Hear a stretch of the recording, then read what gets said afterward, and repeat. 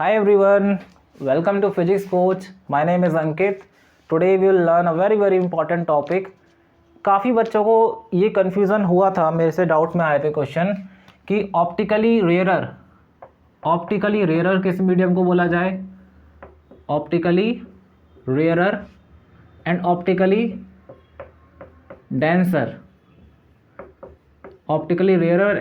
Denser medium किसको बोला जाता है. ठीक है, so I will tell you how to decide which medium is rarer, which medium is denser. So pay attention to this lecture, is very important. So let's start the lecture.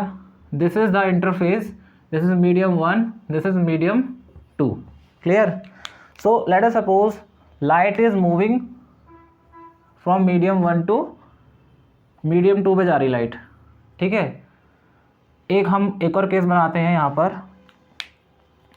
ये मान लीजिए medium 1 क्या है, rarer है, denser है मुझे नहीं पता, अभी मैं कुछ नहीं बोल रहा. ये मान लीजिए कोई इसके पार्टिकल्स हैं 1 के, और यहाँ भी क्या है सेकंड मीडियम है, इसके पार्टिकल्स हैं. ये आपकी क्या है इंसिडेंट रे, और ये एंगल ऑफ इंसिडेंस है, दिस इज एंगल ऑफ, और ये जा रही थी सीधे लेकिन बैंड हो गई because of refraction. This is incident ray. Clear? This is refracted ray. Now how to decide, कैसे डिसाइड करें कि हम लोग की कौन सा रेयरर है कौन सा डेंसर है. लेट अस सपोज, इसके लिए सबसे अच्छा तरीका क्या है, आपको हमने फॉर्मूला बताया था. क्या बताया था? 1 μ2. क्या बताया था? 1 μ2, 1 से लाइट चली सेकंड में गई, is equal to μ2 upon μ1 which is equal to, क्या बताया था मैंने, speed of light in first medium. क्या होता था? Speed of light in first medium यानी v1 अपॉन v2. अब 1 वैक्यूम होता तो यहाँ क्या लिखा जाता? Speed of light in vacuum. अब second speed of light in medium, लेकिन यहाँ पर फर्स्ट क्या है, ये एक अदर, ये वैक्यूम नहीं है, नॉट वैक्यूम, ये कोई अदर मीडियम है, कुछ भी हो सकता है, मेरे को नहीं पता. लेकिन कौन सा डेंसर है कौन सा रेयरर है, I will tell you.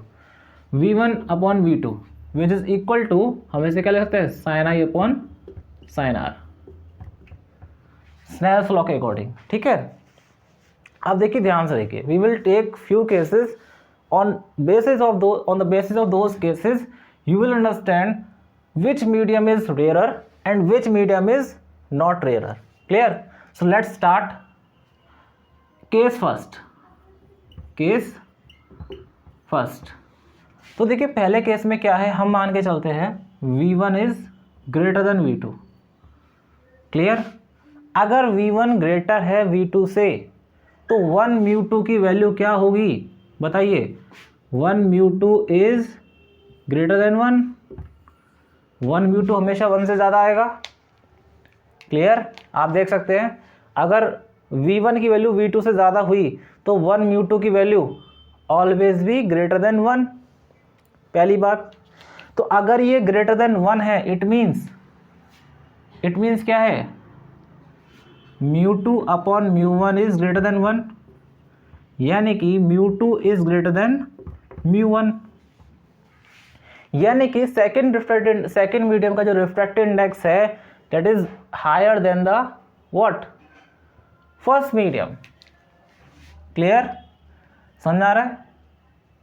Second medium का क्या है, आपका रिफ्रैक्टिव इंडेक्स ज़्यादा रहा होगा तभी तो आपका v2 कम है v1 से.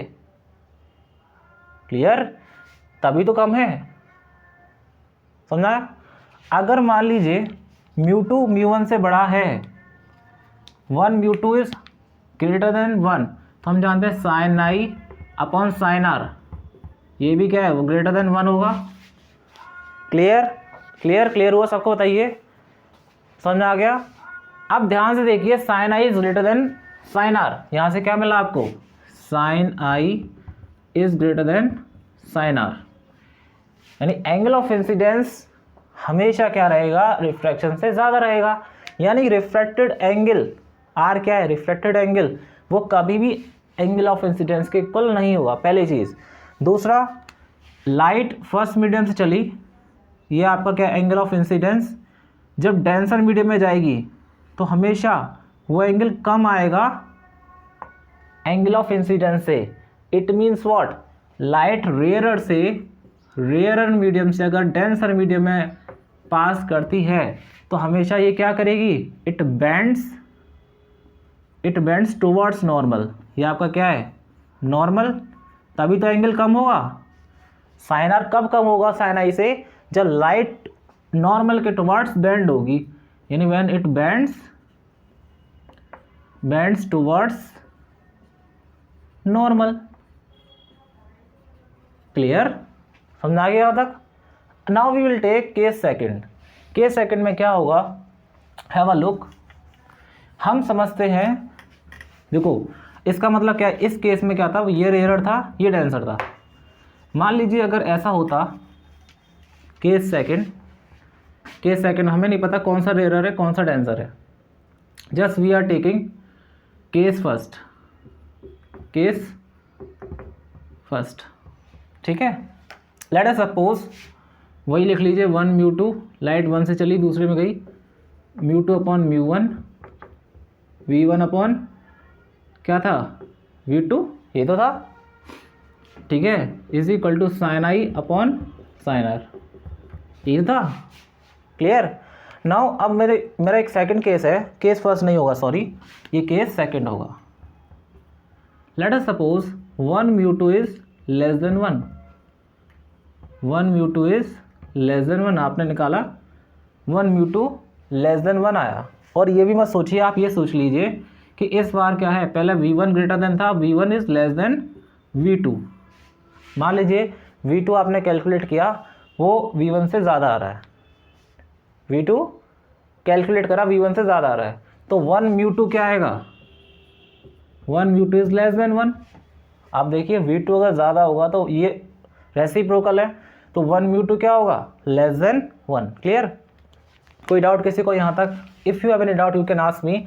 अगर 1 μ2 लेस देन 1 है, यानी कि μ2 upon μ1 is less than 1, μ2 is less than μ1, μ2 less than μ1 है, तभी ये लेस देन, यानी refractive index of second medium is lesser than the refractive index of first medium. First medium वो होगा जहाँ से लाइट चलना स्टार्ट करी, यानी सेकंड मीडियम का रिफ्रैक्टिव इंडेक्स कम है as compare to the first medium. Clear. इसीलिए फर्स्ट मीडियम में स्पीड क्या है, कम, सेकंड में ज़्यादा है। तो अगर इस केस में ध्यान से देखिए, अगर 1 μ2 इज लेस देन, ये क्या है, 1 μ2 less than 1, it means sine I is less than sine r. देख रहे हैं आप, sine I is less than sine r. Clear. It means what, refractive index, refractive angle sorry r i से बड़ा होगा, तो लाइट क्या होगी, ये बड़ा कब होगा, how angle of refraction is more than angle of incidence, how, tell me. When it bends away from normal. मान लीजिए लाइट ऐसे ना जाके अवे फ्रॉम नॉर्मल हो जाए, यानी ऐसे हो जाए, जानी थी सीधे, ऐसे नॉर्मल से अवे हो गई, एंगल ऑफ रिफ्रैक्शन क्या होगा, यही तो होगा, एंगल ऑफ इंसिडेंस ये होगा। तो आप देख रहे हैं कि एंगल ऑफ रिफ्रैक्शन क्या है, एंगल ऑफ इंसिडेंस से ज़्यादा है। ये कब होगा, when light bends away from normal. Away from normal है, अवे फ्रॉम नॉर्मल, ठीक है। तो ये आपका नॉर्मल है, ये आपका क्या है, नॉर्मल, और लाइट क्या है, इससे बेंड हो रही है अवे फ्रॉम नॉर्मल। तो ये मीडियम क्या होगा इस बार, सेकंड मीडियम क्या होगा, सेकंड मीडियम क्या होगा, रेयरर, और फर्स्ट मीडियम क्या होगा, डेंसर। तो आप देख रहे हैं कौन सा मीडियम, ध्यान देखिए, कौन सा मीडियम रेयरर होगा, कौन सा मीडियम डेंस होगा, हु टेल। ये V1 और V2 पर डिपेंड करता है। वही मैंने बताया था आपको रिफ्रैक्टिव इंडेक्स में, कि रिफ्रैक्टिव इंडेक्स ही डिसाइड करता है कि कौन सा मीडियम रेयरर होगा और कौन सा मीडियम डेंस होगा। क्लियर। बताइए किसी को कोई डाउट अभी तक? Is there anyone who is having doubt? बहुत सिंपल है, देखो डाउट पूछ के जाओ, कोई डाउट हो यू कैन आस्क मी और my personal number also and you can take consult also. So यहाँ समझ के जाना है कि V1 V2 को आप चेंज करेंगे तो आप ये बता सकते हैं कौन सा मीडियम डेंस था, कौन सा रेयरर। पहले केस में जब V1 क्या था, V1 V2 से ज़्यादा था तो 1 μ2 क्या था, ग्रेटर देन 1। उस केस में कोई अदर फर्स्ट मीडियम क्या था, रेयरर, ये डेंसर था। अब ये डेंसर एक रेयरर हो गया।